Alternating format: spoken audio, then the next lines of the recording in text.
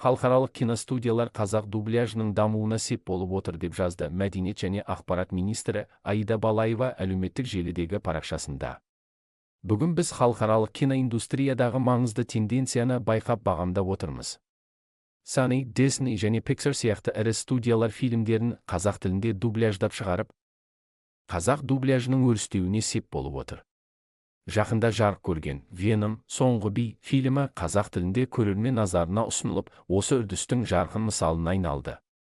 Голливудтық студиялардың қазақ тіліне дубляж жасауды қолдауы мәдени диалогты дамытуға ықпал етіп қана қоймай, тіліміздің насихатталуына тың серпін береді дейді Балаева. Министрдің айтуынша, әлемдік компаниялардың қазақ тіліндегі дубляж жасауға кететін шығынды өз мойнына алуы, қазақ тілін әлемдік мәдени алуандықтың маңызды элементі ретінде мойындауының белгісі.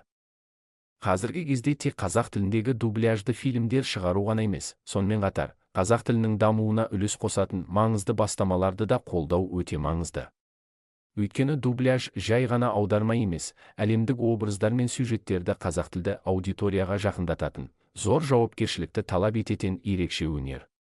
Осындай жемісті жұмыс атқарып жүрген серіктестерімізге алғыс айтамын, деп жазды министр.